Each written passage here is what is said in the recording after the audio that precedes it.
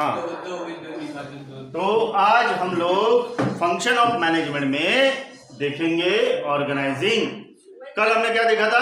Planning, importance of planning, और आज देखेंगे हम लोग इंपॉर्टेंस ऑफ ऑर्गेनाइजिंग। चलो, हमने प्लानिंग कर लिया, सब चीजें कर लिया, अब इसके बाद में आता है ऑर्गेनाइज करना, वो चीजों को अब प्रॉपर प्रैक्टिकली ऑर्गेनाइज करना। तो उसके भी कुछ डेफिनेशन है और कुछ इंपॉर्टेंस कीवर्ड्स और पॉइंट्स है। पहले हम लोग डेफिनेशन देखेंगे। What is organizing? It is the process of identifying, bringing the required resources together such as man, money, material, machine and method, grouping and arranging them properly for achieving the objective. Organizing एक ऐसी process है जो ध्यान रखता है और उन्हें ही सामने लाता है जो चीज की हमें जरूरत होती है अपने कोई भी टास्क को कंप्लीट करने के लिए। सबसे इंपॉर्टेंट चीज होता है रिसोर्सेस। अब रिसोर्सेस को बिजनेस के रूप में कहा गया है M M M M M, यानी कि 5 बार एम। 5 बार एम यानी एक होता है man, money, material, machine and method. ये हो गए हमारे रिसोर्सेस, और ये रिसोर्सेस को एक जगह लाकर इनको ऑर्गेनाइज करना, इनको ग्रुपिंग करना, इसे ही कहा जाता है ऑर्गेनाइजिंग। ठीक है, समझ में? अब इसके पॉइंट्स क्या है, इससे क्या क्लैरिफिकेशन मिलता है और हम इस पॉइंट्स को किस तरीके से ऑर्गेनाइज कर सकते हैं, ऑर्गेनाइज करने में इसे क्या इंपॉर्टेंस मिली है, वो हम लोग देखेंगे बारी बारी से। इसके भी 10 पॉइंट्स है। पहला है facilities, administration as well as operation. हमारे जो एडमिनिस्ट्रेशन वर्क है और ऑपरेशन के वर्क है, देखिए कोई भी बिजनेस चलता है तो एक एडमिनिस्ट्रेटिव वर्क से चलता है जहां लिखा पढ़ी होती है, और एक ऑपरेशन यानी एक्चुअल मैन्युफैक्चरिंग और समथिंग एल्स। ठीक है, यानी कि डायरेक्ट हम लोग उसको बोलते हैं डेवलपमेंट। एक डेवलपमेंट होता है और एक होता है हमारा लिखा पढ़ी, जिसे हम लोग एडमिनिस्ट्रेशन कहते हैं। तो ये दोनों को फैसिलिटी देने का काम ऑर्गेनाइजिंग करता है। अब वो किस तरीके से? उसे प्रॉपर सिंक्रोनाइज वे में, उसे प्रॉपर अरेंजिंग करके हम लोग ये काम कर सकते हैं। ये हमारा पहला पॉइंट। दूसरा पॉइंट है ब्रिंग स्पेशलाइजेशन। हम लोग अपने काम में स्पेशलाइजेशन ला सकते हैं। अच्छा, हमारा रिसोर्सेज प्रॉपर हमने सटीक वे से हमने अरेंज कर दिया। अब स्पेशलाइजेशन क्या आएगा इसमें? सीधी सी बात है, एक जब सिंक बनेगा, जैसा कि मैंने प्लानिंग के वक्त बताया था, जब हमारा वर्क में सिंकिंग होगा तो वो काम में स्पेशलाइजेशन आएगा, है ना? स्पेशलाइजेशन आएगा। अब स्पेशलाइजेशन क्या आएगा कि जो काम, अच्छा इसके लिए एक बड़ा एग्जांपल है, बढ़िया एक एग्जांपल है। क्या हुआ था कि जो अमृतसर में जो प्रसिद्ध अपना गुरुद्वारा है गोल्डन टेम्पल करके, वहाँ एक बार बहुत बड़ी बाढ़ आई थी और वहाँ कैसा है, पूरा पानी भर गया था और पूरी गंदगी हो गई थी। अब वो एक ऐसा मंदिर है जहाँ 24 घंटे लोग आते रहते हैं। अब वहाँ का साफ सफाई का टेंडर निकला। अब वो टेंडर निकला तो जिसने भी वो टेंडर भरा तो उसने कहा कि इसे 3 महीना लगेगा कम से कम ये पूरा क्लीन करने में। अब 3 महीना लगेगा तो लोग उतने दिन वो मंदिर से वंचित हो जाएंगे, वो मंदिर रहेगा 3 महीने के लिए बंद, है ना? जैसे बहुत सारी जगह होता है, जैसा बीच में ताजमहल का हुआ था, ताजमहल का रिनोवेशन था तो बंद कर दिया गया था 1 साल के लिए। तो वैसे ही, लेकिन अब पंजाबी लोगों की एक खासियत है, जो चीज़ वो ठान लेते हैं ना वो चीज़ करके रहते हैं। Guinness book of world record में ये चीज़ दर्ज हो चुकी है जो मैं बताने वाला हूँ अभी। हर एक पंजाबी ने, जो भी गोल्डन टेम्पल को मानते हैं, वो सब भक्त आए, 24 घंटा काम करके उन्होंने वो सब चीजें क्लीन कर ली जिसके लिए टेंडर भरा गया था 3 महीने का। जो 3 महीने का काम है, सब ने एकजुटता दिखाकर एक साथ 24 घंटे के अंदर कर दिया, नीट एंड क्लीन करके। ये था सबसे बड़ा अचीवमेंट। इसे कहा जाएगा स्पेशलाइजेशन। इसे कहा जाएगा स्पेशलाइजेशन। स्पेशलाइजेशन यानी कि वही नहीं कि कोई एक काम की खासियत, उसको करने का स्पेशलाइजेशन भी, उसको भी हम लोग ऑर्गेनाइजिंग में ऐड कर सकते हैं कि उसे हम लोग करते किस तरीके से है। उसके बाद में आता है डिफाइन द जॉब प्रॉपरली। अगर हमने ये जो 5M है, ये 5M को अगर प्रॉपर ऑर्गेनाइज कर दिया तो हम ये डिफाइन कर सकते हैं कि किसका जॉब क्या रहेगा, किसके जॉब को पहले प्रायोरिटी रहेगी और किसके जॉब को सेकेंडरी, किसको थर्ड, इस तरीके से हम जॉब की प्रायोरिटी प्रॉपरली सेट कर सकते हैं, किस तरीके का काम रहेगा और इवन वो क्वालिटी क्या रहेगी उस काम की, वो कुछ खतरे का काम है तो उस हिसाब से ऑर्गेनाइज किया जाएगा, अगर वो नॉर्मल तरीके का है तो नॉर्मल तरीके से उसे ऑर्गेनाइज किया जाएगा। तो इस तरीके के काम हमारे चलेंगे। चौथा है क्लैरिफाइज ऑथोरिटी एंड रिस्पॉन्सिबिलिटी। हर एक काम को जिसे भी दिया गया है उसमें क्लियरिटी रहेगी कि भैया तुम्हारी रिस्पॉन्सिबिलिटी क्या है और इसके लिए तुम्हें कितना अथेंटिकेट किया गया है, ये कार्य तुम्हारे है, तुम्हें कैसा करना है, जो गाइडलाइन है उस हिसाब से करना है और इसको कंप्लीट करने की रिस्पॉन्सिबिलिटी केवल और केवल आपकी रहेगी। तो यहाँ ये पॉइंट देखने लायक है कि clarifies authority and responsibility of each and every work, each and every single task in that particular organization, it is called organizing. पांचवा है एस्टेब्लिश कोऑर्डिनेशन।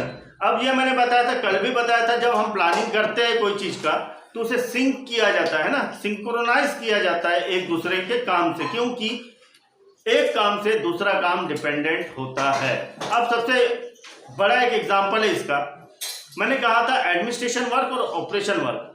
हो सकता है ऑपरेशन वर्क के लिए कहीं कोई मैन्युफैक्चरिंग यूनिट है या तो फैक्ट्री है, वो कहीं और दूर है, उसका एडमिनिस्ट्रेटिव डिपार्टमेंट या एडमिनिस्ट्रेटिव ऑफिस है वो कहीं और दूसरे सिटी में है। इनके बीच में सिंक्रोनाइजेशन होना चाहिए, सिंक होना चाहिए, तब जाके वो प्रॉपर काम होगा। नहीं तो फैक्ट्री चल रही है लेकिन चल रही है, लेकिन उसे चलाने के लिए जो सिंक्रोनाइजेशन की जरूरत होगी, जो सिंक की जरूरत होगी, जो कोऑर्डिनेशन की जरूरत होगी, वही है सबसे बड़ा ऑर्गेनाइजिंग। ये हो गया एक एग्जाम्पल। दूसरा एग्जाम्पल जो मैं हमेशा देता हूं, एक टास्क के बाद दूसरा टास्क अगर डिपेंडेंट है तो हमें कौन से काम को पहले प्रायोरिटी देना है, उससे कोऑर्डिनेट करके दूसरा काम किस तरीके से होगा। क्योंकि अगर एक बार हमने कोई टास्क चालू कर दिया, कोई मशीन चालू कर दी, कोई रिसोर्सेज को हमने यूटिलाइज करना चालू कर दिया, तो वो रिसोर्सेज रुकना नहीं चाहिए जब तक कि वो रिजल्ट हमें मिलता नहीं। वो रिजल्ट मिलने तक के हम क्या करेंगे कि उसे सिंक में कोऑर्डिनेट करते हुए चलाते रहेंगे। तो इस तरीके की प्लानिंग को हम लोग कहेंगे ऑर्गेनाइजिंग। उसके बाद में आते हैं हम लोग हेल्प फॉर इफेक्टिव एडमिनिस्ट्रेशन। अब यही जो मैंने एग्जांपल दिया था कि अगर हमारा ऑपरेशन अच्छी तरीके से हो, हमारे रिसोर्स प्लानिंग अगर अच्छे तरीके से हो, तो इसका इफेक्ट हमारे एडमिनिस्ट्रेशन डिपार्टमेंट में भी पड़ेगा, क्योंकि हमें ज़्यादा से ज़्यादा डेटा मिलेगा जो हम लोग कहीं ना कहीं as a field, as a record हम लोग यूज़ कर सकते हैं और उसे प्रॉपर वे से मेंटेन कर सकते हैं। तो इसे ही कहा जाता है हेल्प फॉर इफेक्टिव एडमिनिस्ट्रेशन। हमारे जितने भी एडमिनिस्ट्रेटिव वर्क है वो वर्क को करने के लिए बड़ी आसानी मिलेगी अगर हमने हर एक चीज़ को ऑर्गेनाइज कर दिया। जैसे एडमिनिस्ट्रेशन में बहुत सारी चीज़ें होती है। अगर एडमिनिस्ट्रेशन में देखा जाए तो सिर्फ लिखा पढ़ी का काम नहीं होता, उसमें और क्या काम होते हैं। जैसे लिखा पढ़ी के काम है तो हमने क्लर्क को दे दिए, क्लीनिंग का काम है तो हमने क्लीनिंग हेड को दे दिया, सिक्योरिटी का काम है वो सिक्योरिटी हेड को दे दिया हमने, इनको ऑब्जर्वेशन जो करेगा तो ऑब्जर्वर को दे दिया हमने। तो इस तरीके से हमने काम को बांट दिया। अब ये हो गए हमारी ऑर्गेनाइजिंग किसकी, एडमिनिस्ट्रेशन वर्क की। अब ये एडमिनिस्ट्रेशन वर्क कोऑर्डिनेट किससे करेगा, ऑपरेशन वाले वर्क से। ऑपरेशन वाला वर्क जब इनको डेटा देगा तो एडमिनिस्ट्रेशन वाला वर्क वो चीज के ऊपर अप्लाई होगा। तो ये होता है प्रॉपर ऑर्गेनाइजिंग। उसके बाद में आते हैं हम लोग helpful for growth and diversification. Organizing से हमें ये मदद मिलती है कि हमारा बिजनेस, हमारा काम, हमारा टास्क, हमारा डिपार्टमेंट किस तरीके से ग्रो करे। और डाइवर्सिफिकेशन यानी ये कि हम लोगों के काम किस तरीके से डिवाइड हो सके, डाइवर्सिफाइड हो सके हर एक जगह पर, और उसका इफेक्ट हमें ओवरऑल कोऑर्डिनेशन के साथ देखने मिल सकता है अगर हमारा ऑर्गेनाइजिंग प्रॉपर हो तो। अच्छा, ऑर्गेनाइजिंग ये बार बार बोल रहा हूं मैं, तो it is nothing but a practical thing of your planning. जो प्लान तुमने किया था वो प्लान को अब प्रैक्टिकली करने की बारी आ गई, तो उसे कहा जाएगा ऑर्गेनाइजिंग। इसके बाद की जो चीजें है ना, जो एक एक स्टेप है, जैसा मैंने पहले कहा था कि planning is very important thing for creating a new business, for developing or regenerating your branches or any other things, you need a proper planning, but it is a mental thinking only. If you are giving them a scene of proper scenario, you can use only and only organizing things and other points which will be covered in next session. But organizing is the first part of your planning. Planning अगर proper है तो उसे अब हम लोग अच्छे से अब ऑन पेपर वर्क नहीं, ऑन प्रैक्टिकली हम लोग सीखने की कोशिश करेंगे। अब जैसे कि एक एग्जांपल इसके लिए है कि अगर मुझे कार चलाना सीखना है तो मैं क्या करूंगा, पहले थ्योरी जानूंगा, थ्योरेटिकल यानी कि हम क्या करेंगे, प्लानिंग करेंगे कि भैया ये कार है, इसके 5 डोर होते हैं, 4 है, 2 इधर पीछे एक डिक्की में, ठीक है।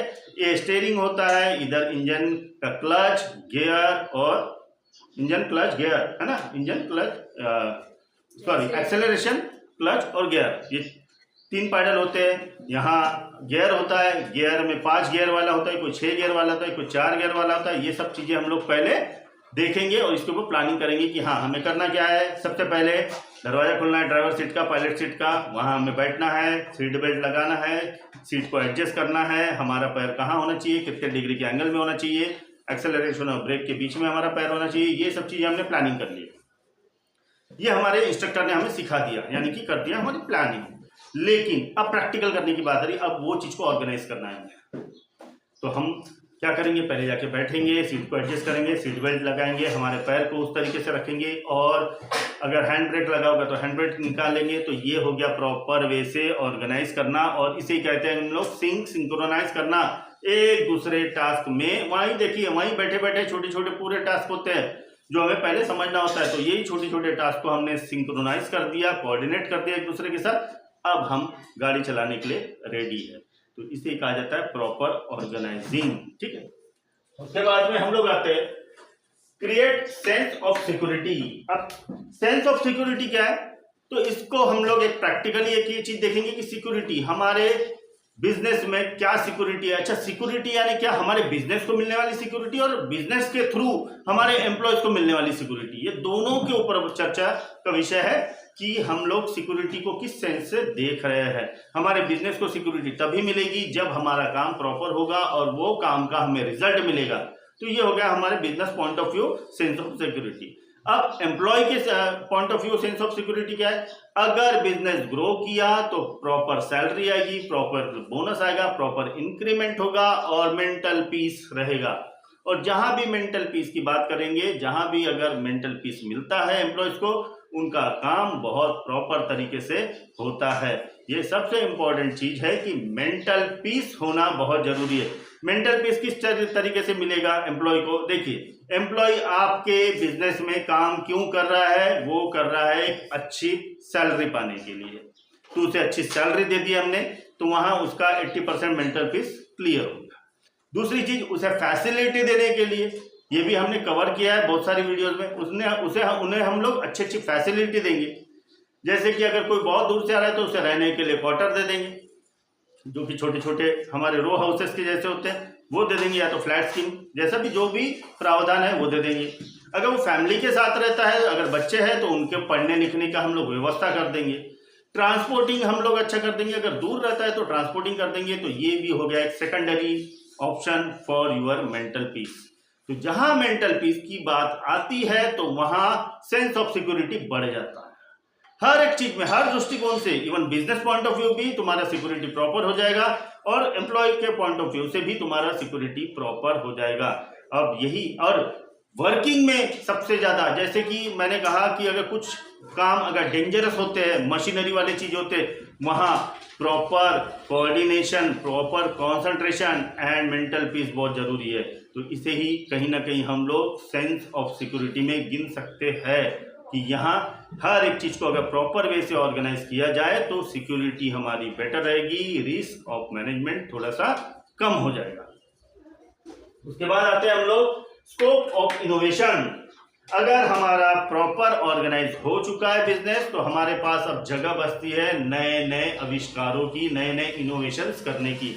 अच्छा, आविष्कार बोले तो सिर्फ ऐसा आविष्कार नहीं कि जो चीज है नहीं एक्चुअली सिचुएशन में उसे क्रिएट करना। इसे तो हम लोग इनोवेशन नहीं, इसे हम लोग कहेंगे आविष्कार करना। इनोवेशन यानी कि जो चीज हमारे पास है उसमें और बदलाव करके और ज्यादा फंक्शनैलिटी डालकर हम कुछ और नया चीज पेश कर सकते हैं। अब इसे हम लोग हर एक फील्ड में अगर देखेंगे, जैसे एफएमसीजी में अगर देखेंगे तो खाने पीने वाली चीजें क्या होता है, नए नए फ्लेवर्स लॉन्च हो जाते हैं। अब वेफर्स का पैकेट ले लीजिए, सबसे पहला वेफर्स का जो पैकेट आया था वो साधे नमकीन चिप्स का आया था। अब इसमें इनोवेशन क्या हुए धीरे धीरे, इसमें फ्लेवर्ड वाले आए, टोमेटो वाले आए, चिली वाले आए, बहुत सारे आए, क्रीम एंड ओनियन है। It is called innovation, one type of innovation. ये हो गया खाने पीने वाली चीजों में। अब आते हैं हम लोग कुछ इलेक्ट्रॉनिक चीजों में। अब इलेक्ट्रॉनिक चीजों में सबसे जो बड़ा आजकल हम लोगों को अन्न वस्त्र निवारा जो बोलते हैं, इसके बाद हमें जो चौथी चीज जो सबसे ज्यादा इंपॉर्टेंट है, जिसके बिना हम लोग रह नहीं सकते, वो है आज के जमाने में मोबाइल। हम लोग खाना 2 टाइम का खाते हैं, हम लोग खाना लगे तो 1 टाइम का खा सकते हैं, लेकिन मोबाइल के बिना नहीं रह सकते। आज की कटु सत्यता यही है। तो जब ये है कटु सत्यता, तो देखिए सबसे ज्यादा जो इनोवेशन आपको देखने मिलेंगे तो वो इसी चीज में देखने मिलेंगे। हमारा फोन मोबाइल से स्मार्टफोन कब बन गया हमें ही पता नहीं चला। अब ये स्मार्टफोन तो बन गया, इसमें हम लोग क्या कर सकते हैं, दुनिया भर से बातें कर सकते हैं, इंटरनेट कर सकते हैं, हर एक को मैसेज कर सकते हैं, हर एक को वीडियो कॉल कर सकते हैं।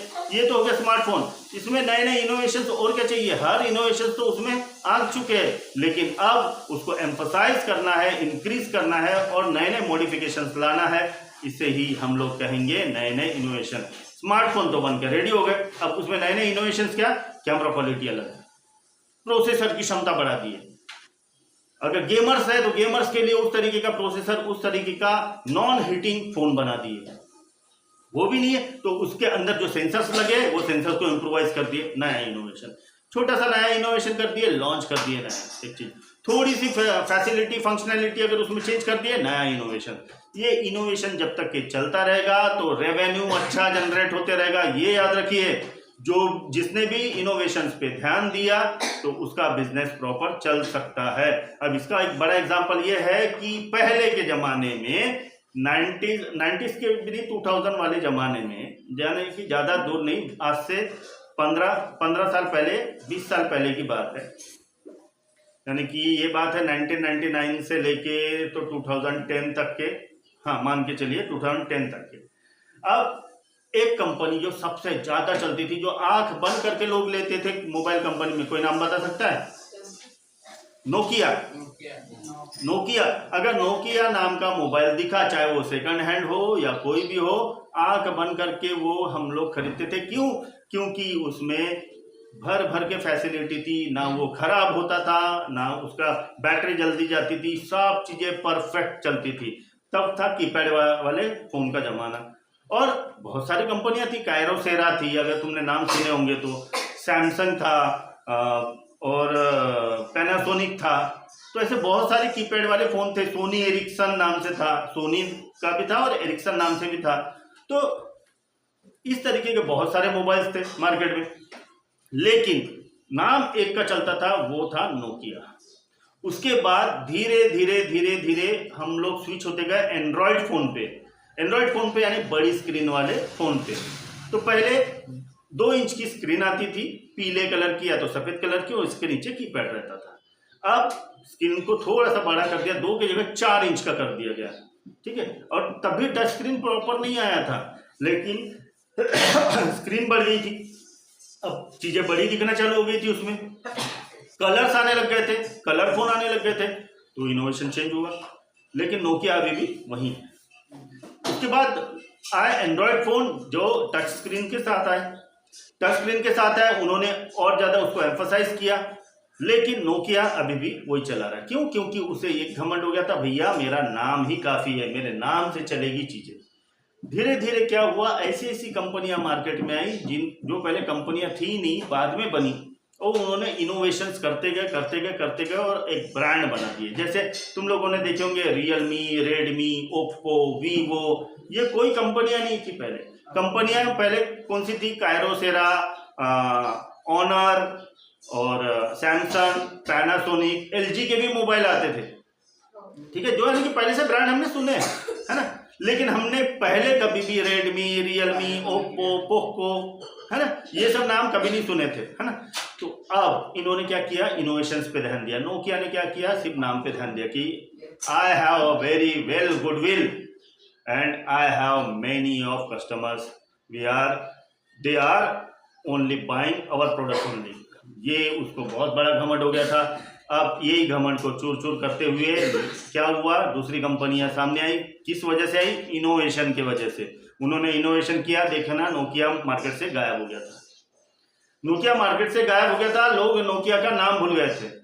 अब सबका इनोवेशन होते गया, सब चीजें बढ़ती गई, हर कोई अब प्रॉपर वे से आ गया। अब नोकिया को आया, अरे यार अपना तो बिजनेस कम नहीं ठप होते जा रहा है, अब अपने क्या करना चाहिए। तो उसने भी फिर स्मार्टफोन की दुनिया में कदम रखा, लेकिन वो कदम उसने बहुत लेट रखा। इतना लेट रखा कि अब नोकिया के मोबाइल को कोई नहीं पूछता। अब उसने लगे तो मार्केट में ला चुका है स्मार्टफोन, लेकिन अब हम लोग खरीदना बंद कर चुके हैं, है ना। यही है कि अगर proper innovation, proper time management के साथ हो तो हमारा हर एक चीज प्रॉपर ऑर्गेनाइज हो सकती है। इसे कहा जाता है प्रॉपर प्लानिंग और प्रॉपर इनोवेशन। ये करना बहुत जरूरी है। और ये थीसिस हमेशा याद रखना, ये एग्जांपल बरोबर याद रखना कि ये नोकिया वाला एग्जांपल, और अगर लिख सको इसके बारे में तो अच्छे से लिखना, काफी अच्छे मार्क मिलते हैं।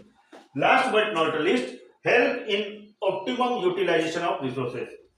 ये हमने प्लानिंग में भी देखा था कि हमारे पास जितने रिसोर्सेस है उसका हम लोग ज्यादा से ज्यादा यूज किस तरीके से कर सकते हैं। ये हम लोग ने प्लानिंग तो किया था, लेकिन अब प्रॉपर तरीके से ऑर्गेनाइज कर रहे, तो हो सकता है कि हमने जो प्लानिंग किया था उससे और एक स्टेप एडवांस में हमें उसके लिए और ज्यादा हमें आइडियाज आ गए कि यार रिसोर्सेस तो इतने ही है, हमने प्लान किए थे कि ऐसा ऐसा करेंगे, लेकिन यार इससे ज्यादा और प्रोडक्टिविटी मिल रही है हमें। ये प्रॉपर कब संभव होगा, जब तुम प्रॉपर ऑर्गेनाइज करोगे वो चीजों को। तो इसलिए optimize use of your resources मैंने बता दिया हूं, 5M मैन यानी वर्कर्स, मनी यानी पैसा, मटेरियल यानी रॉ मटेरियल्स आपके, मशीनरीज जिसमें आपका रॉ मटेरियल जाके कोई एक प्रोडक्ट प्रोड्यूस करेंगे, और उसको करने की मेथड। ये 5M बहुत जरूरी है, दे आर कॉल्ड रिसोर्सेज। और ये 5 रिसोर्सेज को अगर प्रॉपर वे से यूज करना है तो इनका ऑर्गेनाइज होना बहुत जरूरी है। इसीलिए importance of organizing is the second backbone of your upcoming business और रनिंग बिजनेस और diversification of your business. That's why it is very important thing. Planning is a top priority, primary setting of your business, but secondary and very important thing, it is your organizing. Organizing अगर proper नहीं है देखिए cricket में हर fielder को मालूम होता है कि मुझे क्षेत्र रक्षण जो करना है, मुझे जो बाउंड्रीज बचाना है, तो कहाँ की बचाना है, मेरे आसपास से बॉल नहीं जाना चाहिए। लेकिन जो फील्डर की जहां परफेक्शन होता है उसे देखिए वहीं लगाया जाता है। विकेट कीपर एक ही होता है टीम में, तो उसे विकेट कीपिंग ही दी जाती है। गली में जिसे प्रॉपर कैचिंग आती है, प्रॉपर जाता है, उसे गली में रखा जाता है। लॉन्ग ऑफ, लॉन्ग ऑन, जो भी वहां परफेक्ट होता है उसे ही वहां रखा जाता है। जिसका रनिंग बेटर है, जो फास्ट दौड़ सकता है, उसे बाउंड्री पे रखा जाता है ना। तो ये प्रॉपर वे से ऑर्गेनाइज हुआ, है ना। और इनको प्रॉपर जगह पर प्लेस करना, एकदम एग्जैक्ट पॉइंट पे प्लेस करना, it is a well organizing thing for that particular team to winning a match. अगर ये प्रॉपर तरीके से ना हो तो हो सकता है कि हम लोगों के रन ज्यादा हो लेकिन फील्डिंग सत्यानाश हो, तो उससे भी हार सकते हैं। बहुत सारे एग्जांपल्स हुए हैं, पाकिस्तान के साथ देखना, बहुत सारे में ऐसे हुए, कैच छोड़ देते, बाउंड्री जा रही है, ऐसा पैरों के नीचे से बॉल निकल जा रहा है ना। तो बहुत बार इस तरीके के प्रॉब्लम्स होते हैं अगर प्रॉपर वे से ऑर्गेनाइज नहीं किया हो चीज तो। अब देखो अपने इंडिया में देखो बड़े बड़े मैराथन होते हैं, है ना, मैराथन होते हैं, हजारों लोग एक साथ दौड़ते हैं। अब इनको प्रॉपर वे से ऑर्गेनाइज करना, इन्हें कहां से कहां तक के दौड़ना है और बीच में इन्हें क्या रिफ्रेशमेंट मिलना चाहिए, इनके लिए मेडिकेप वाली क्या सुरक्षा मिले, इनके साथ साथ क्या चीजें हमें और दौड़ाना है ताकि इनको सपोर्ट जो लगेगा वो हम कर सके, और इन्हें हम लोग पहचाने कैसे कि ये हमारे पार्टिसिपेंट है। तो ये सब चीजों को देखना, एक ऑर्गेनाइजर ऑर्गेनाइज करता है प्रॉपर वे से, और तभी वो मैराथन को सक्सेसफुली पाता है। तो ये सब चीजें है एक ऑर्गेनाइजिंग का हिस्सा। तो organizing is very important thing if you are doing a business. ठीक है, इसी तरीके के हम लोग वीडियोस और लाएंगे। तब तक के लिए NSA व्लॉग में आपका स्वागत है। नीलेश सर एकेडमी NSA आपका स्वागत करता है। और आप लोगों को अगर वीडियो पसंद आई तो लाइक, सब्सक्राइब, शेयर करें और नीडी पर्सन के साथ तो जरूर शेयर करें। 12th के लिए तो सबसे इम्पोर्टेंट थिंग है ये। और इसी तरीके की वीडियो इसके बाद में हम लोग देखेंगे स्टाफिंग और डायरेक्टिंग वगैरह बहुत सारे वीडियोस आने वाले हैं। तब तक के लिए स्टे ट्यून्ड एंड जय हिंद।